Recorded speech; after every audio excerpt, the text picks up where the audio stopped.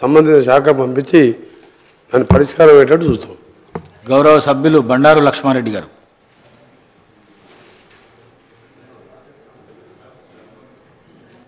Speaker sir నమస్కారం sir.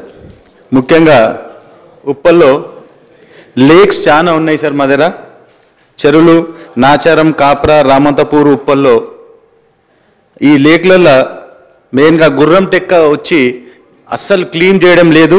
ఈ గుర్రం టెక్క వల్ల దోమలు నాచారంలో కానీ, రామంతపూర్లో కానీ, ఉప్పల్లో కానీ చాలా దోమలతోటి చాలా ప్రాబ్లం ఫేస్ చేస్తున్నారు సార్ అందరు కూడా.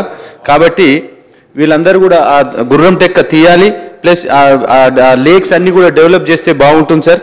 అలాగనే డ్రైనేజ్ కానీ, మెయిన్గా డ్రైనేజ్ చాలా ప్రాబ్లం ఉన్నాయి సార్. మా ఏరియా కొత్తగా డెవలప్ అవుతుంది కాబట్టి డ్రైనేజ్ సిస్టమ్ కూడా అన్ని బాగా చేయాలని చెప్పి కోరుకుంటున్నాను.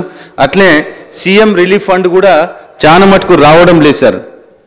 అట్లే పోతే ఎస్టీపీలు 2 ఎస్టీపీలు రెడీ అయినాయి సార్. సీఎం గారు వస్తారని చెప్పి చెప్తా ఉన్నారు.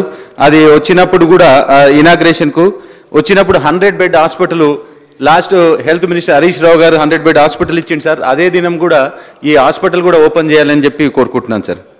అలాగనే నేను ఆర్ఎండ్బి మినిస్టర్ వెంకటరెడ్డి అన్న గారిని కలిశాను. నేను కలిస్తే ఉప్పల్లో నుంచి చెరువు కట్ట ఏదైతే మెయిన్ రోడ్ ఉందో చాలా ప్రాబ్లం ఉంది. తన కూడా చెప్పిండు, మేమందరం కూడా మంత్రులం అదే రోడ్ మీద తిరుగుతున్నామని చెప్పి అది కూడా కొద్దిగా ఫాస్ట్గా చేయాలని చెప్పి కోరుకుంటున్నాను sir. Thank you lot sir.